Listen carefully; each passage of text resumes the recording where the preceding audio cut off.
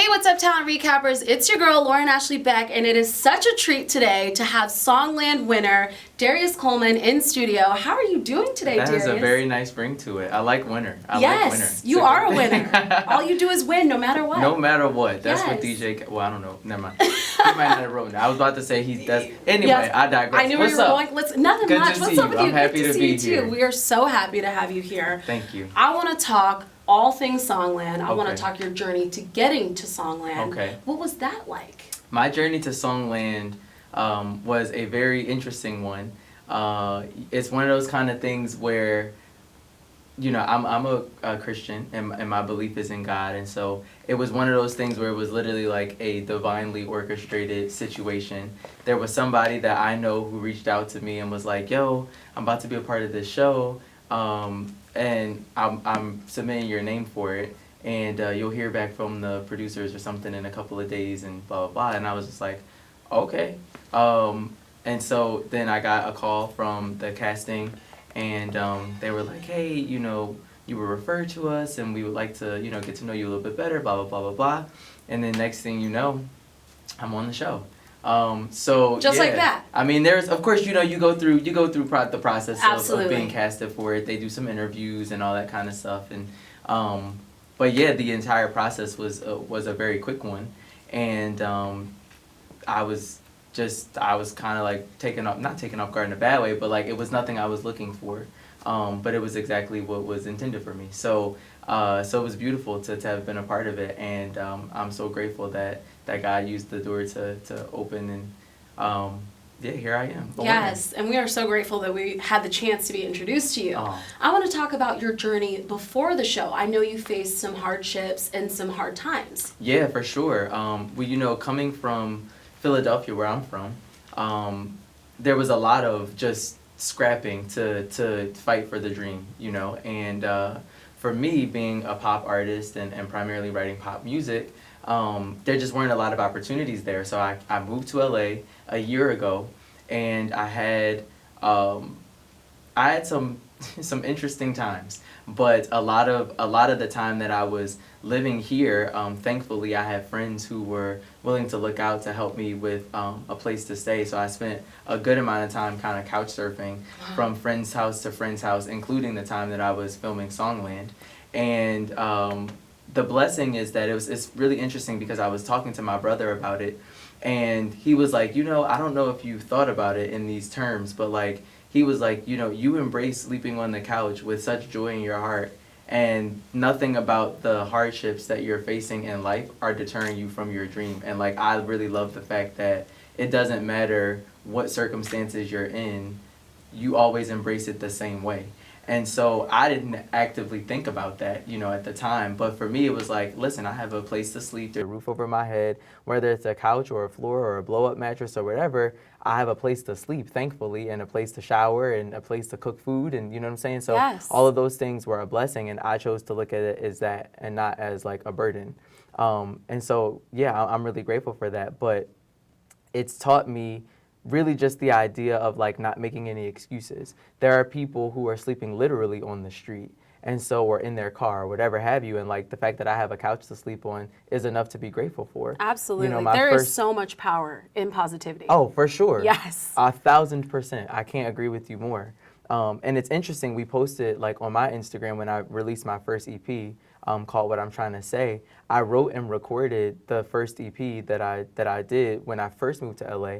I was living in an Airbnb for about the first 4 months, and I wrote and recorded my entire EP in an Airbnb. And I have a number of relationships with producers pre-existing the show.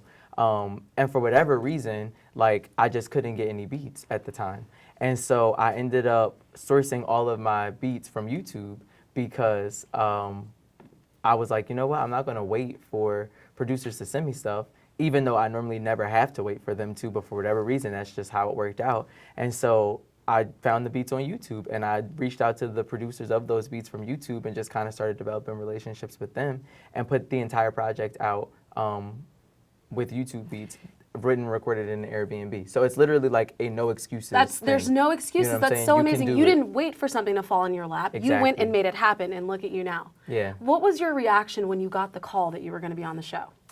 I actually was a really okay. So here's the real of the situation. So because I am a singer and I'm an artist, in LA there are opportunities that you can utilize your voice to to make money. And so I background sing for a few different people. And the truth of the matter is, when I got the call for Songland, I had just confirmed a gig for John Legend with What? so I was doing I did John Legend for the iHeart Awards. Oh, that's but I amazing. literally got the call to do John Legend maybe 4 days before I got the call to do Songland, and they were at the exact same time. So now I'm like, man, like I don't know exactly how I'm gonna do this. So I was excited to get the call for Of Songland, but I was course. also like, I literally just booked John Legend. Yeah. So I'm like trying to figure out now, how do I make this work? Absolutely. And so thankfully the people at Songland were very, very accommodating, and they were, they let me, they gave me the allowance schedule wise to do both things. But I was excited, and I was also like freaking out low key, because I was just like, yikes, like I literally just confirmed this, so I don't know how I'm gonna work these two things out. But that's a good it problem. all worked out. Yeah, and that's a good problem to have. Yeah. Like John Legend or Songland. Right. And I got both. So That's it was amazing. great. So before you went on the show, did you know that you were going to be writing for Kelsea Ballerini? I did not. You didn't? I did not, yeah. So the way that it works, or at least the way it worked in my situation, I knew that my song had been submitted, and that they had a list of names that they said might be on the show, but they didn't have the confirmed list of talent yet. And so they gave us some names that said names like X, Y, and Z. So at that time, I had no idea. I found out at the orientation for the show that Kelsea was going to be the artist that I would be with. And when they called to let me know that that I had made the show, they just said, the artists team, or whatever picked your song, and it was, on a very short list of songs for this particular episode, but they didn't say who it was. Oh. And so all I knew was my song's been picked. Right. I'm gonna be on the show, but I don't know with who. So it was a nice surprise when I got to orientation, and my orientation was delayed because I was doing the stuff for John. So like it took me extra long to find out who I was going to be with. So it was a great surprise. But I'll tell you this, I loved exactly how it worked out. I wouldn't have picked any differently, because I think like for me as a young black man That was my next from question. Philadelphia. Absolutely. You know what I'm saying? Yes. Like placing a record on a country artist and being shown to America in that light was a beautiful moment for me. How does it feel as an artist, a singer, a songwriter to be able to bridge that gap? Something that we've tried to do and bring country to the Black community. How does it feel? Yeah, I think in some small way I get to play a part in helping to change the narrative. There's a lot of talk surrounding that particular community as it pertains to the inclusiveness of it. Absolutely. And there's a lot of people who have faced some hardship trying to break into that space who are, minorities. Yes. I am not primarily a country writer, but I do write country music. And I think that being able to contribute to the change of that narrative being more inclusive, I'm grateful to be able to play a part in that. And I wasn't, in the experience that I had with dealing with and building a relationship with Shane McAnally, who's a part of the show, one of the producers on the show, they just appreciated the song as a good song. It wasn't, this black guy is wrote singing this. a country song. It wasn't that. Right. I wasn't made to feel that way. Right. It was just, wow, this is a great song, and we're happy to celebrate the song. That's beautiful. Yeah, but for me, I was conscious of it. Absolutely. Going into I think it, we so. always kind of are. Yeah, Yeah. you know. I know. Right.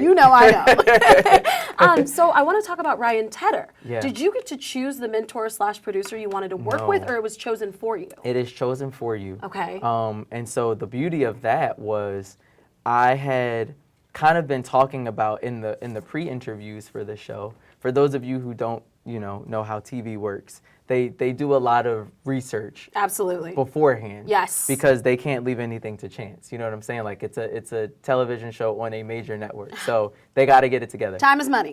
Exactly. So what they do a lot of pre-interviewing before you get on the show to kind of figure out who you are and your backstory and all of these different things. And in one of my pre-interviews, I talked about how Ryan had been on my vision board and how amazing it would be to actually have an opportunity to I'm done. Yeah, so on your vision board? He was on my vision you board. Put that into existence. Literally, yes. And so I didn't know how or when or in what capacity we were going to work together or whatever, but I just knew in some way we were going to. And so when this happened, when the show came about, I was like, oh, that would be really dope, you know, if I got a chance to work with Ryan, blah, blah, blah.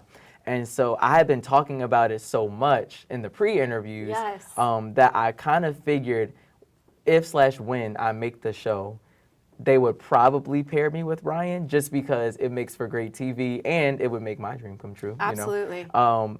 And so when we got paired together, I was just like, okay, cool. So the way it happens is they have you in this like holding area because it's a surprise to you, so you don't know who you get until you walk in the room. Oh wow! And so so I'm standing in the hallway, waiting in like the little holding area, and here's a spoiler alert.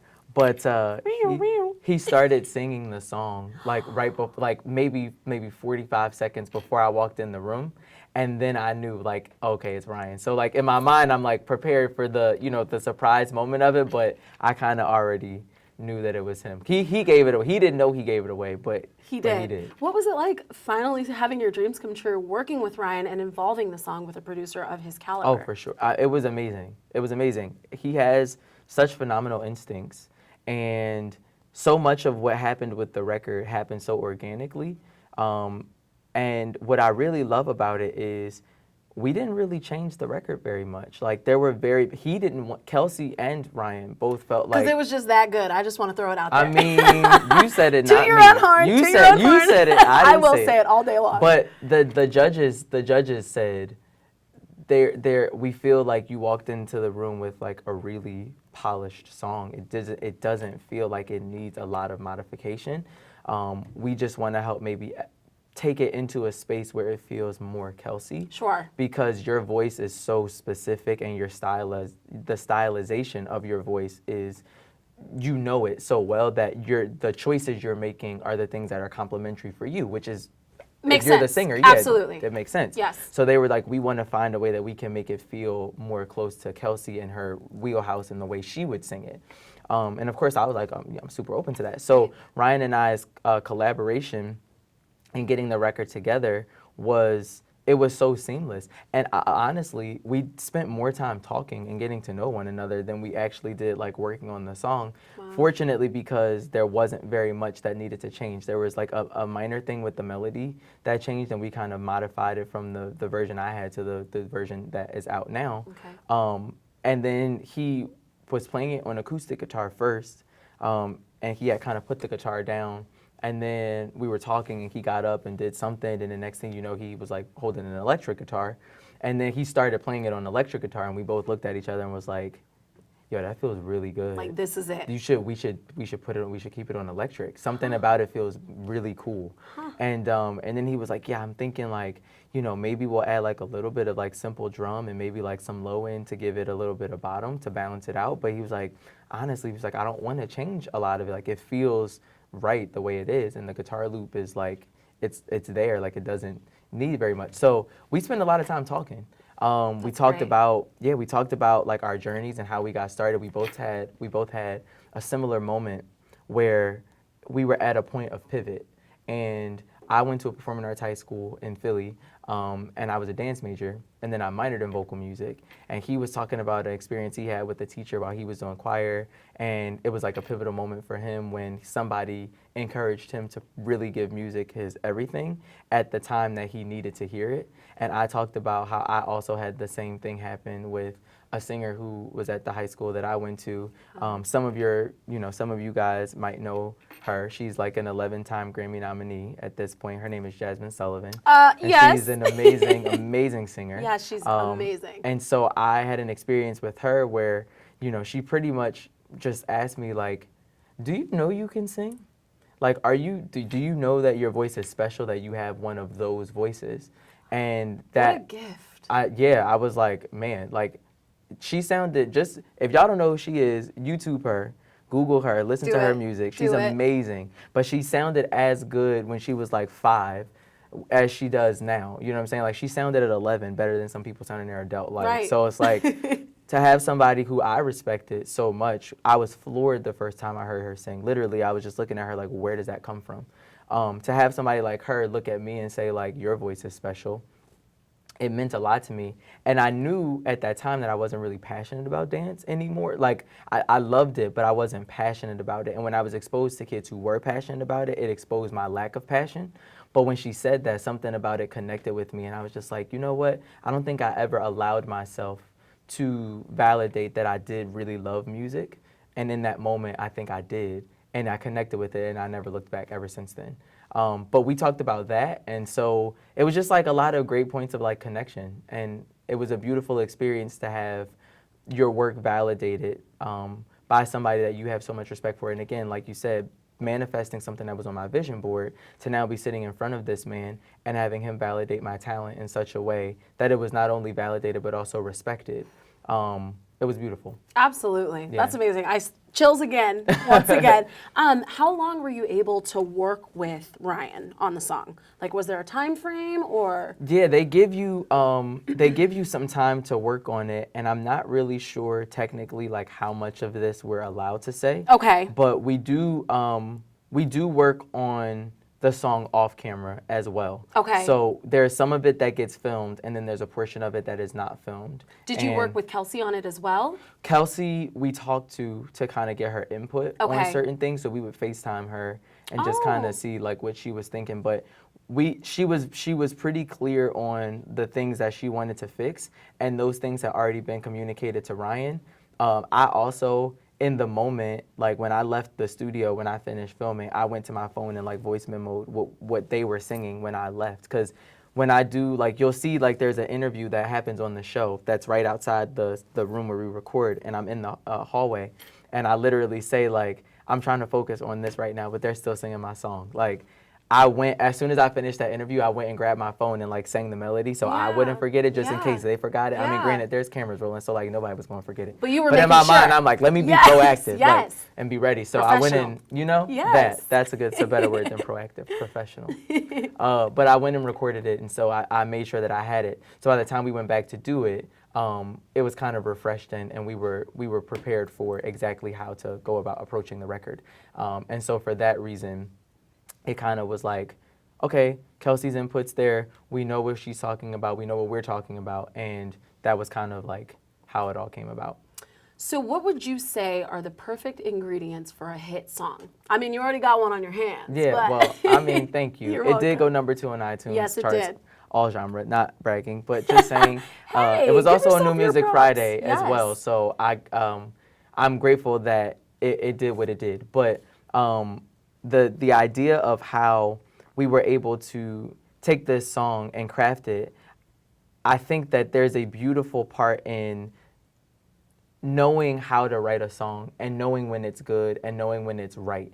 And I know for me, Better Luck Next Time was one of those kinds of things where I felt like I knew that it was a good song already, and I was just waiting for it to find the right home. Yes. And when it came about with Kelsea, I was just like, oh, yeah, that makes sense. Like, I didn't think of her originally when I wrote the song. You know, I didn't know who it would land on, but I knew that it was a great song. At least to me, it was a great song. And I felt that if it got the proper exposure, other people would feel the same. And now I can 1,000% say that the response has been overwhelming. I mean, we've had so many. My DMs have been full. I mean, Love it. full, I love it. which is a blessing. Yes. But I've been taking like days to try to respond back to everything and to get back to people because, you know, one of the things it's really important to me, I started a company with some of my family, and the name of that company is North 13th. And we're both a creative agency and an indie music label. And we've been building this thing together, this dynamic of a family. There's a lot of talented people in my family. And we were trying to find a way that we could all bring our talents together. And so we were building. My brother, my cousin, and myself were kind of the ones that started things together. And it's come to this point now where like people are coming to my page and everybody's like, wow, your page looks so great. And we love your music and we love, you know, everything that we're being able to experience, the content that we're able to consume. And I'm like, that's the team, like that's the squad. And so now that the DMs are full and people are paying attention, it's such a beautiful testament to what we've been able to build together, because the dynamic of that has been the through line through the course of my career. And I'm so grateful that I get to do it with my family. But as I'm experiencing solo success now, both artistically and as a writer, it's a beautiful moment to be able to tie that into the dynamic of the family. Absolutely. And I get to share that literally with my family. So like I learned the songwriting skill sets. I spent time studying and developing while I was in Philly. Like I literally took almost 2 years off of performing just to be in the studio and learn, because for me, I don't do average. It's either great or it's not. It's nothing, you know? And so the dynamic of learning how to craft a song, how to write a song, all that is great.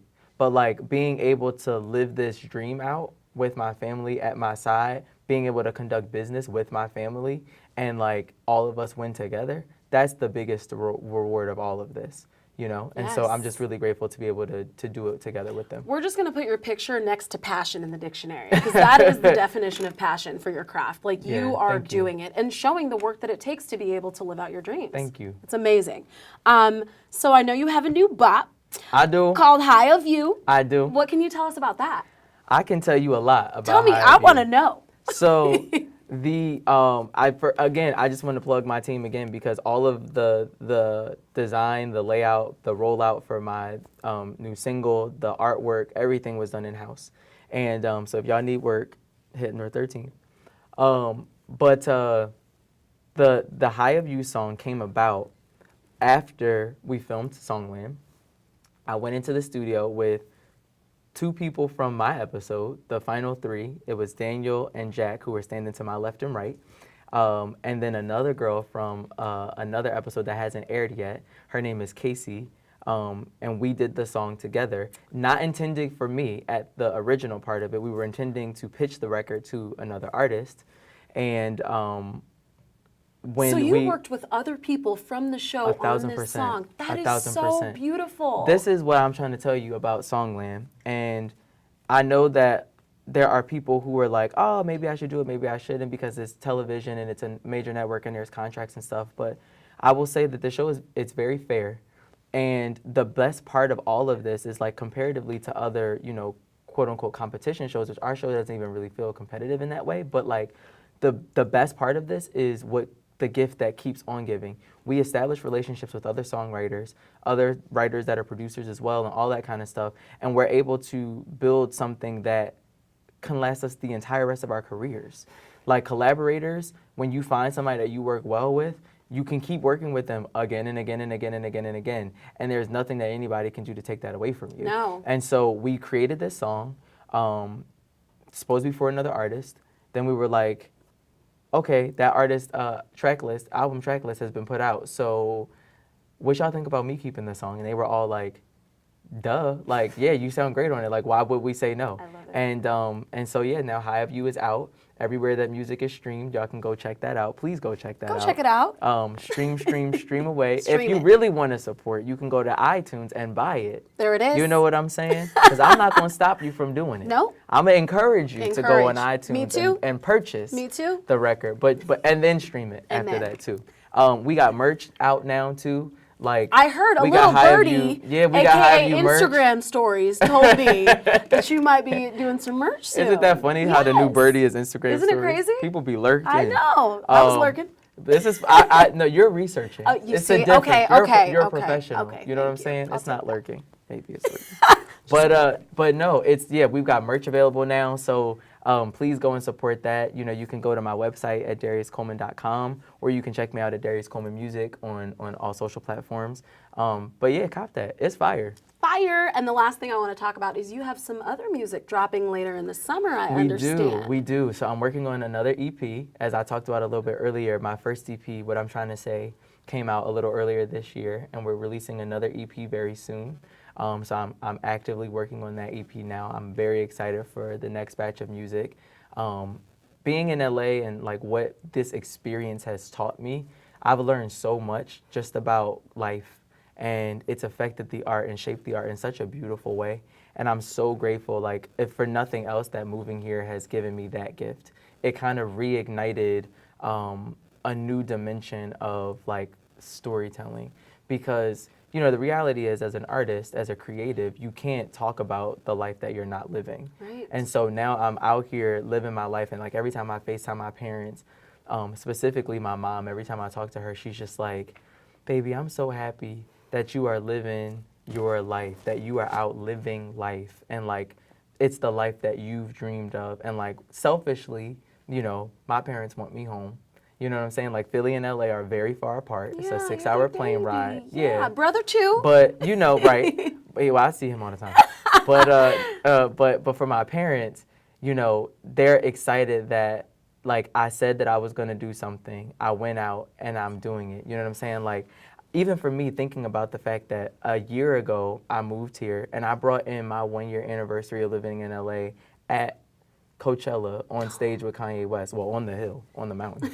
But that's amazing. But that's an amazing thing. Like I filmed Songland, I did Coachella, I've done backgrounds for Camila Cabello for the Grammys. Like all of these things that I'm like, wow, this is really cool. And then I'm furthering at the crux of it. I'm furthering my own personal artistry, which has always been my dream. Yes. And so being able to do that, working on new music, and being able to release that, and now that people are consuming the content, I'm literally getting tagged in videos of people reposting my stuff or covering my songs and like all of this stuff. Like when we built North 13th and we started, and it was just like, all we're going to focus on is like really building that 1,000 true fans, and like really just trusting that if we put the muscle into connecting with my fans, like I respond to every comment, I respond to every DM. Well, I'm trying to respond to every DM. They're very full, guys. Thank y'all for making them full, but they're very full. So I'm like trying to do my best to keep up with all of it, but it's important that the people who make the investment in me know that I'm also invested in them. It is not a one-way street here. And I know that as an artist, you can't have a career without the people who support you and make it possible. Absolutely. You know what I'm saying? Absolutely. And so for myself and for the team at North 13th, like it is important that we build the sense of community, that it feels like family, because at the end of the day, like I don't take fans for granted. I don't assume that because I'm making music that you're supposed to listen to it, or that you're supposed to repost the content that I post. Like I don't assume any of that. Right. But because people do, I say all the time, it's a choice. You choose to let me be a part of your day. You choose to listen to my music. And for that, I'm grateful. And I need you to know that. So I do my best to connect with the people who are connecting with me, because I realize it's a choice. That's so beautiful. Thank You are you. just climbing and climbing and climbing. The sky is the limit. Thank you so much for sitting down with us Thank today. you for having me. Of course. Please come back and visit us. It's been a joy. It's been a Yes. joy. I Thank love your you. energy. You're Thank great. you so much. I love yours as well. Thank you. Thank you so much for tuning in, Talent Recappers. That was your Talent Recap. Peace.